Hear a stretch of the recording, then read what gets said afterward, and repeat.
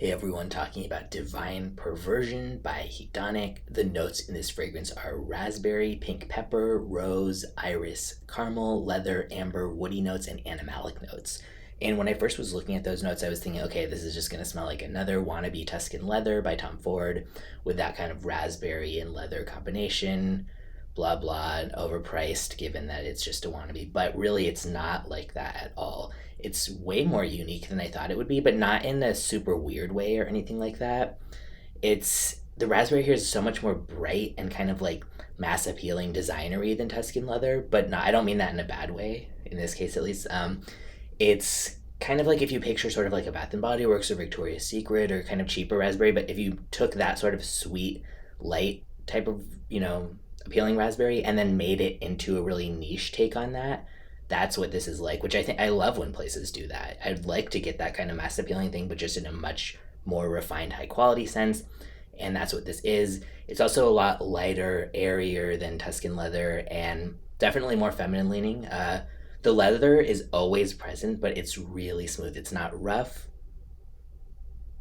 Yeah, it never gets to be that kind of like oily, greasy, thick, scratchy, rough type of leather. This is so smooth all the way. And it's not even the smooth kind where it's like smooth but so in your face. This is just kind of like resting on smooth leather with like lots of really nice sweet fruit kind of notes. And the rose and iris to me aren't too present because I think they kind of blend with the leather in a sort of powdery way, but not like over the top powdery or anything like that. That's not what I get out of this at least, but just kind of like supporting that sort of smooth, slightly powdery leather. It's not my type of scent to wear because partially it's just a little bit more feminine leaning than my taste, but after the opening, it does get a lot more unisex. As it dries down, kind of the woodsy amber leather takes over a bit with some animalics. But I can definitely see how this would be considered a sexy scent for sure. And oftentimes when things are labeled like that, I end up smelling and I'm just like, no, maybe to like somebody in the 15th century, but not now. But yeah, this actually does smell pretty good. It would be good, a good like sort of sexy scent for winter for like a date or something like that, especially if you're looking for something that's like feminine leaning but really sultry and not too floral or bouquet ish. The sweetness here is really tempered and well done. It's not a sugar overdose or anything like that either. It doesn't have a lot of projection or anything, so again, this would be good for like intimate scenarios where someone's going to be right near you, or if you want to smell it on yourself. But I do think this is the type that you wear because you also want someone to smell it on you, not just something to enjoy for yourself.